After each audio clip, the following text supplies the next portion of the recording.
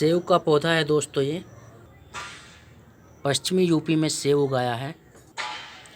आपको यकीन नहीं होगा जी, यूपी में भी सेव उग सकता है।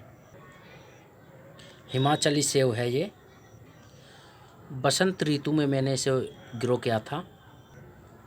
आप इसकी ग्रोथ देखिए और इसका हेल्थीपन भी। सेव ने 100% रिजल्ट दिया है। यूपी में उगा डाला सेव। दोस्तों देखिए, मैंने यहाँ पर एक सेव के पौधे को उगाया हुआ है। ये रहा। ये जो है एक एप्पल का पौधा मैंने यहाँ पर उगाया हुआ है। यहाँ पर मैंने इन पौधों के बीच में उगाया हुआ है क्योंकि मई और जून में ज़्यादा धूप पड़ती है। तो ये पौधा जो है ठंडे स्थान पर होने वाला पौधा है। ये तो आप सब जानते होंगे कि सेब जो होता है ठंडे इलाकों में होता है। तो ये हिमाचली सेब था। मैंने उसके सीड्स को ग्रो करके यहाँ पर इसे उगाया हुआ है। अब अगस्त चल रहा है, बारिश का मौसम भी बीत चुका है और लगभग गर्मी भी जा चुकी है। तो मैं इस पौधे को साफ़ कर दूंगा और इसके पौधे के आसपास जो ये घास हैं ये सभी मैंने साफ़ कर दूंगा और इसे आवश्यक फर्टिलाइज़र में दे रहा हूँ। सेब के पौधे को अगर आप यूपी जैसे गर्म स्थान में उगाते हैं तो इसे क्या क्या फर्टिलाइज़र देने चाहिए और इसकी देखरेख कैसे करनी चाहिए, मैं आपको इस वीडियो में बताने वाला हूं। और मैं ये भी बताऊंगा कि आप यूपी, बिहार और अन्य देश के मध्य इलाकों में सेब के पौधे को कैसे उगा सकते हो और कौन सा सेब आपको उगाना चाहिए। मैं उस वैरायटी का भी आपको नाम बताने वाला हूं इस वीडियो में। आप लास्ट तक बने रहिए और वीडियो को लाइक कर दीजिए और चैनल को सब्सक्राइब जरूर कर दीजिए।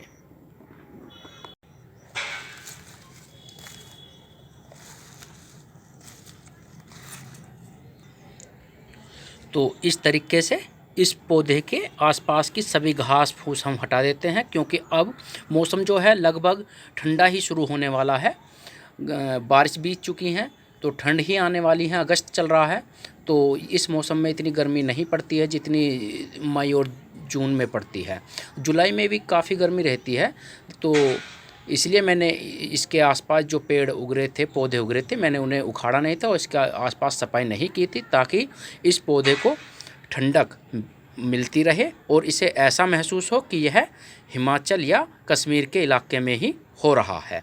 तो ये रही बात इसके वातावरण की। हमने अब तक इसका वातावरण इस तरीके का बना के रखा था क्योंकि यूपी जैसा गर्म इलाका है ये और इसमें सेब उगाने के लिए इन्हीं विधि और समझदारी का प्रयोग करना ही पड़ता है। इतनी ठंड और इसमें किस प्रकार की इसकी नमी रखनी है, इस चीज़ पे इसमें विशेष ध्यान रखना पड़ता है। दोस्तों एप्पल के पेड़ को यूपी में उगाना आसान नहीं है और हाँ, इतना ज़रूरी है कि कठिन भी नहीं है। मैं इतना कह सकता हूँ कि कठिन भी नहीं है।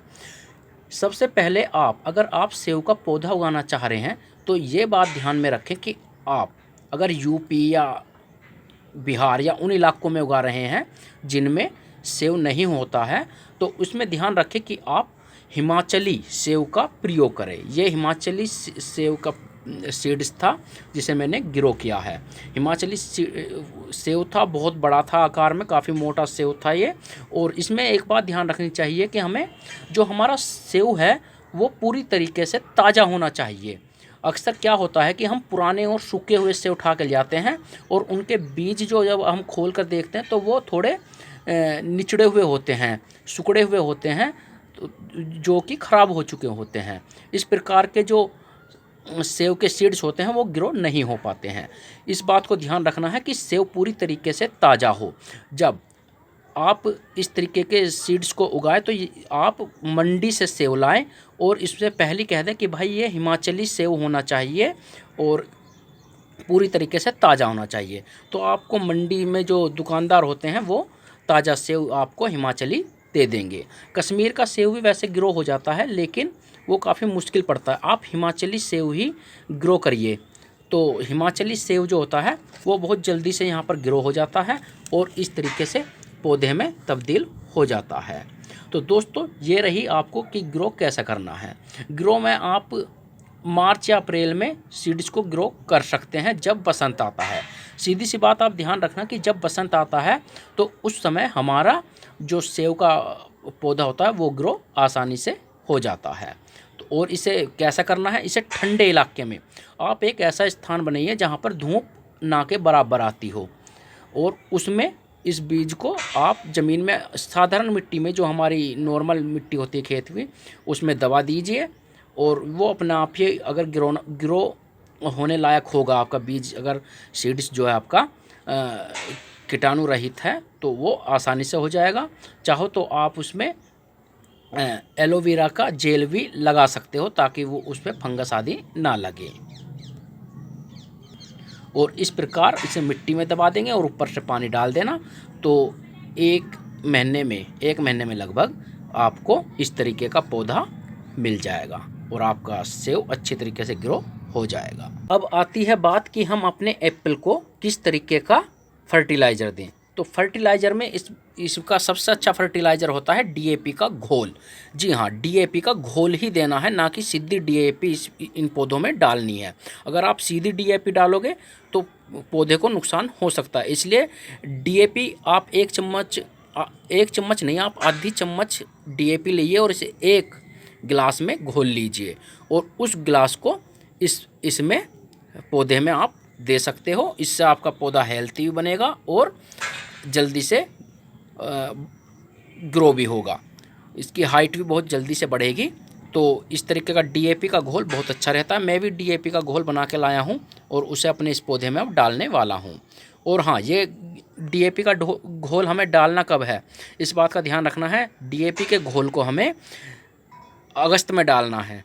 जून, जुलाई और मई में, इन 3 महीने में कभी भी डीएपी का घोल मत देना और इस पौधे को धूप से बचा कर रखना इन 3 महीनों में। और अगस्त में आप इस पे धूप भी आ सकती है हल्की, ज़्यादा तेज़ धूप ना आने दें। मिट्टी में इस तरीके से नमी तो बनी ही रहनी चाहिए, देखो। और इसमें आप डीएपी का घोल भी डाल सकते हो अगस्त में। देखिए मैं डीएपी का घोल इसमें बना के लाया हूँ और इसे अब डालने वाला हूँ।